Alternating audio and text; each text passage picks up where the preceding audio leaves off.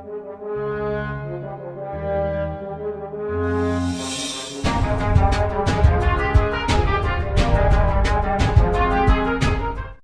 पहले एपिसोड की शुरुआत में हमें बताया जाता कि इग्नोरा नाम के एक विशाल समुद्र में 5 अलग अलग टापू थे। ये 5 टापू मिलकर कहलाते थे एंटी इस्ला। जो भी एंटी इस्ला में रहते थे वो डीमंस के रूलर यानी कि सेटन को जरूर चाहते थे। सेटन का सिर्फ एक ही मकसद था, सारे इंसानों को खत्म कर डीमंस के लिए एक नई दुनिया बनाना। उसके 4 ऐसे जनरल्स थे जिन पर वो बहुत विश्वास करता था। उनके नाम थे अजरा मलिक, लूसिफर, आल्शियर और माराकोडा। सेटन के ऑर्डर्स पर सेंट्रल कॉन्टिनेंट से उन 4 जनरल्स ने उन चारों अलग अलग कॉन्टिनेंट्स पर हमला कर दिया। इसके बाद सीधा हमें कुछ सीन्स दिखाए जाते हैं जिनमें इंसान बहुत बुरी तरह से हार गया। लेकिन फिर एक ऐसे हीरो ने तलवार उठाई जिसने लूसिफर की आर्मी को झटके में खत्म कर दिया।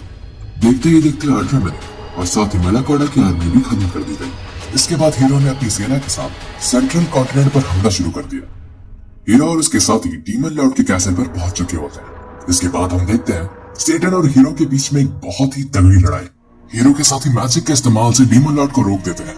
मौका देकर हीरो सेटन पर वार करने की कोशिश करता है, लेकिन सेटन तुरंत जवाबी हमला देते हुए हीरो के कवच के हिस्से को तोड़ देता है। इसी दौरान आल्शियर वापस आता है और ये सब देखकर आग बबूला होकर हीरोज और उनके दोस्तों को दूर धकेल देता है। इसके बाद वो कहता है कि इंसानों की सेना उनके लोगों को खत्म करती जा रही है और अगर ऐसा ही चलता रहा तो कुछ ही देर में ये महल तबाह हो जाएगा। आल्शियर सुझाव देता है कि उन्हें फिलहाल पीछे हट जाना चाहिए। इससे पहले कि आल्शियर अपनी बात खत्म करता, हीरो डीमन लॉर्ड पर वापस हमला करता है। हीरो और सेटन एक दूसरे से आंखें मिलाते हैं और पलक झपकते ही सेटन महल की दीवार तोड़कर हवा में उड़ जाता है और सबसे कहता है कि वो सिर्फ अभी के लिए एंटी इस्ला को छोड़कर जा रहा है, लेकिन वो वापस जरूर आएगा सभी इंसानों को खत्म करने। इतना कहकर वो एक पोर्टल में आल्शियर के साथ गायब हो जाता है। हर अफवाह से देखकर इंसानों की सेना खुशी से चिल्लाने लगती है। इसके बाद सीन चेंज होता है। आल्शियर सेटन से पूछता है कि क्या वो ठीक है। सेटन जवाब देता है कि उन्हें खुद को हील करने के लिए कोई जगह ढूंढनी होगी। वो दोनों एक गली से निकलते हैं और उस गली से निकलते ही वो उस जगह को देखकर बहुत कंफ्यूज हो जाता है। आल्शियर सवाल करता है कि ये आखिर कौन सी दुनिया है। उसके बाद वो सेटन की ओर देखता है और उसे देखते ही वो चौंक जाता है। आल्शियर सेटन से सवाल करता है कि आखिर आपने ये रूप क्यों लिया है। आल्शियर की बातें सुनकर वो अपने हाथों की तरफ देखता है और देखते ही वो एकदम थम सा जाता है। कुछ समय बाद वहां पर 2 पुलिस वाले आते हैं और उन दोनों को 2 मिनट अपने पास बुलाते हैं। आल्शियर डीमन लैंग्वेज में उन पुलिस वालों से कहता कि मुझसे इज्जत से बात करो इंसान कहीं क्या, क्योंकि पुलिस ऑब्वियसली उन दोनों की बातें नहीं समझ पाते। वो सोच रहे थे कि सेटन और आल्शियर किसी तरह की फॉरेन कॉन्स्पिरेसी है। आल्शियर को ये एक और बात कंफ्यूज कर देती है कि वो एक मैजिक यूजर होते हुए भी उनकी भाषा नहीं समझ पा रहा। इसके बाद सेटन आल्शियर से कहता है कि मैजिक का इस्तेमाल तब तक ना करे जब तक वो इस दुनिया के बारे में और अच्छी तरह से ना जान जाए। आल्शियर और सेटन लड़ाई के कारण घायल होते हैं, इसलिए उनमें से एक पुलिस वाला उनकी मदद करने की कोशिश करता है। यह देखकर आल्शियर तुरंत पीछे हटता है और कहता है कि मुझे छूने की कोशिश मत कर इंसान कहीं के। फिर वो बहुत पोज मारते हुए एकदम स्टाइल में उन पर मैजिक इस्तेमाल करता है और ऑब्वियसली उससे कुछ भी नहीं होता। हाँ, लिटरली कुछ भी नहीं होता। फिर वो उन्हें पुलिस स्टेशन ले जाते हैं। पुलिस वाले उन्हें अलग अलग रूम में बैठाते हैं और उन्हें खाना ऑफर करते हैं। वो पुलिस वाला उस डिश का नाम कात्सुदोन बताता है। सेटन उस डिश में अपनी डीमन आइज का इस्तेमाल करता है ये चेक करने के लिए कि कहीं वो खाना खतरनाक तो नहीं। इसके बाद सेटन उस पुलिस वाले को हिप्नोटाइज कर देता है और कहता है कि मेरे सवालों का जवाब दो। फिर सेटन आल्शियर से मिलने उसके कमरे में जाता है, लेकिन जैसे ही वो दरवाजा खुलता है हम देखते हैं कि आल्शियर उस डिश को मजे से बिना किसी टेंशन के ठूस रहा होता है। आल्शियर के साथ जो पुलिस वाला रहता है वो सेटन से कहता है कि तुम्हें यहाँ आने की परमिशन नहीं है। सेटन दोबारा से हिप्नोटिज्म का इस्तेमाल करके उस पुलिस वाली को भी चुप कर देता है। जिसके बाद सेटन आल्शियर को बताता है कि हिप्नोटिज्म की मदद से उसने इस दुनिया के बारे में जानकारी हासिल करी है।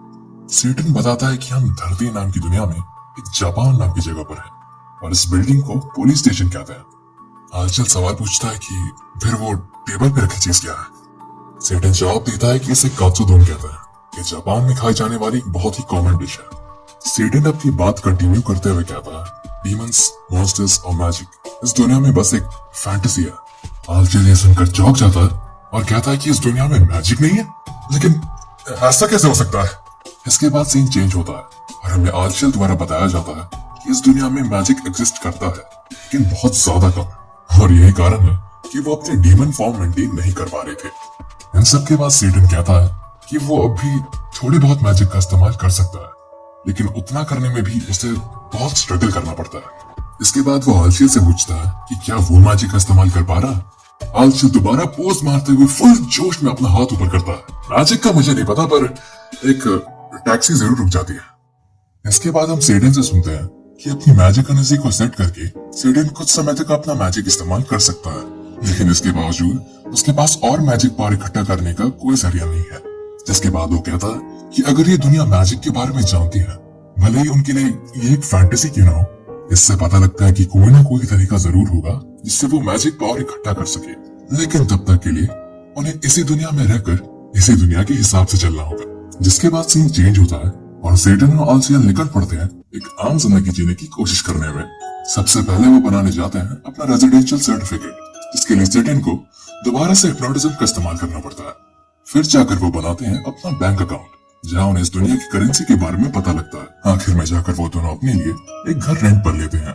सीन दोबारा चेंज होता है और हमें उनके रेंट का घर दिखाया जाता है। वो एक छोटा सा अपार्टमेंट निकलता है जिसमें 6 रूम्स होते हैं। आंशल कहता है कि चलो कम से कम हमें 6 रूम्स तो मिल रहे हैं, लेकिन जब वो ऊपर जाते हैं तब उन्हें पता लगता है कि उन्हें सिर्फ एक ही रूम रेंट पे दिया जा रहा है। अंत में वो मिलते हैं वहाँ की लैंडलॉर्ड से, जो कि अपना नाम मिकी शीबा बताती है।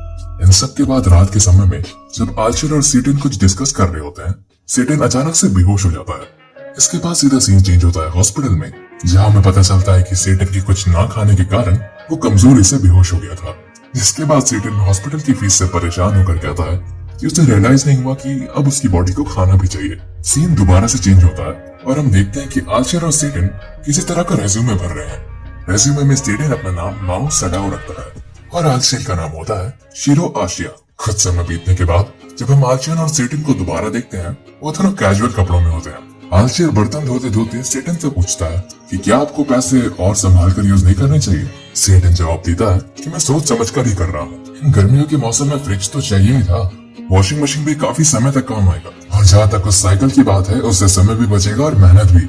आल्शियर जवाब देता है कि मेरा मतलब वो नहीं था, आप इंस्टॉलमेंट्स पे भी तो पे कर सकते थे ना। जिसके बाद आल्शियर फ्रिज खोल के दिखाता है और हमें पता चलता है कि उनके पास खाने के लिए कुछ भी नहीं बचा। इस बात को लेकर आल्शियर सेटन को बहुत ज्यादा लेक्चर करने लगता है। हालांकि सेटन उसको इग्नोर करते हुए ये कहकर भाग जाता है कि उसको काम है। सेटन छाते के साथ बारिश में रोड क्लियर होने का इंतजार कर रहा होता है। तभी उसके बगल में एक लड़की आती है जो भीग रही होती है। सेटन उसे छाता ऑफर करते हुए कहता है कि मैं जिस जगह में काम करता हूँ वो यहाँ से पास में ही है। इतना कहकर वो उसे छाता थमा देता है और वहाँ से निकल पड़ता है। इसके बाद सीन चेंज होता है और हमें पता लगता है कि सेटन मैकडॉनल्ड्स नाम की जगह पे पार्ट टाइम जॉब करता है। लोगों के ऑर्डर लेते हुए वो अपने मन में कहता है ऐसी छोटी छोटी चीजें मुझे वापस डीमन लॉर्ड बनने में मदद करेंगी। सेटन के कमाल के काम करने के तरीके को देखकर काउंटर में उसकी पार्टनर, जो कि एक छोटी लड़की होती है, वो कहती है कि वो उसे बहुत एडमायर करती है। इसके बाद सीन आर्चर की तरफ चेंज होता है जो एक लाइब्रेरी में होता है। इसी के साथ हमें एक फ्लैशबैक दिखाया जाता है जिसमें सेटन आर्चर से कहता है कि पार्ट टाइम जॉब करके पैसा मैं कमाऊंगा और हमारी मैजिक पावर्स को वापस कैसे लाना है उसके लिए अपना दिमाग तुम इस्तेमाल करो। इसके बाद सीन दोबारा चेंज होता है मैकडॉनल्ड्स में। अब क्योंकि सेटन का नाम इस दुनिया में साडाओ माओ है, हम भी उसका नाम वही कहेंगे। तो माओ अपने पार्टनर के साथ एक रूम में रेस्ट कर रहा होता है। हम देखते हैं कि उसकी पार्टनर बहुत मायूस होती है। माओ उसे चीचान कहकर बुलाता है और कहता है कि गलतियां तो सबसे होती है। चीचान एक फनी रोती हुई शक्ल बनाते हुए कहती है कि मैं फ्राइज इस महीने 6ठी बार गिरा रही हूँ। सभी जल्दी घर लौट जाते हैं और मैं नीचे आलू उठा रही होती हूँ। अगर ऐसा ही चलता रहा तो फ्लोर पे आलू उगना शुरू हो जाएंगे। तभी उनकी मैनेजर आती है और कहते हैं कि क्राउड काफी बढ़ रहा है, जैसे ही तुम सबका ब्रेक खत्म हो जाए काम पे जान लगा देना, क्योंकि इससे हम डिस्ट्रिक्ट में नंबर 1 बन सकते हैं। माओ फुल स्पीड में काम कर रहा होता है, लेकिन वो नोटिस करता है कि फ्राइज अभी तक तैयार नहीं हुए। उसे एहसास होता है कि उसका ब्लैक पेपर फ्रायर काम नहीं कर रहा होता। मेड को देखकर माओ बहुत नर्वस हो जाता है और सोचता है क्या मुझे मैजिक का इस्तेमाल कर लेना चाहिए। तभी उसे आर्चर की बात याद आती है कि प्लीज मैजिक को इमरजेंसीज के लिए बचा के रखिएगा। मैनेजर आकर माओ से पूछती है कि कुछ गड़बड़ है क्या। सीन दोबारा उसी रूम में कट होता है, लेकिन इस बार माओ की लगी पड़ी होती है। चीचान से कहती है कि इसमें तुम्हारी कोई गलती नहीं थी, ऐसे भी रिपेयरमैन जल्द ही आ जाएगा। तभी उनकी मैनेजर आती है और माओ को अपने ऑफिस में बुलाती है। माओ चेयर पर बैठे नर्वसनेस में सोच रहा होता है कि डिस्ट्रिक्ट नंबर 1 ना बन पाने का ब्लेम उस पर तो नहीं पड़ेगा। मैनेजर आते ही सबसे पहले कहती है कि चिंता मत करो, कोई बैड न्यूज नहीं है। वो कहती है कि उसे डिस्ट्रिक्ट ऑफिस से फोन आया था और वो माओ को एक क्लास स्टाफ में प्रमोट कर रही है। माओ ये खबर सुनकर बहुत खुशी से अपनी साइकिल में घर लौट रहा होता है। जब वो रोड खाली होने का वेट कर रहा होता है, उसे वो लड़की दोबारा मिलती है। वो लड़की माओ से कहती है कि जिस जगह पर तुम काम करते हो मैं वहां आई थी। सेटन जवाब देता है, अरे तुम्हें मुझे पुकारना चाहिए था ना। वो लड़की कहती है कि क्योंकि तुम इतने अलग दिखते हो मैंने तुम्हें पहले नजरअंदाज किया, पर एक चीज पर मेरा ध्यान गया, तुम मैजिक इस्तेमाल करने का ट्राई कर रहे थे क्यों, है ना? जिसके बाद वो लड़की कहती है, तुम आखिर यहाँ पर क्यों? डीमन लॉर्ड सेटन। माओ भी उस लड़की को पहचान लेता है और कहता है, एक मिनट, हीरो अमेलिया। और यहाँ पर हो जाता है हमारा एपिसोड समाप्त। अगर आगे की स्टोरी जानना चाहते हैं तो बीस्ट फैंटेसी को सब्सक्राइब कीजिए। मैं मिलता हूँ आपसे अगले एपिसोड में। सायोनारा।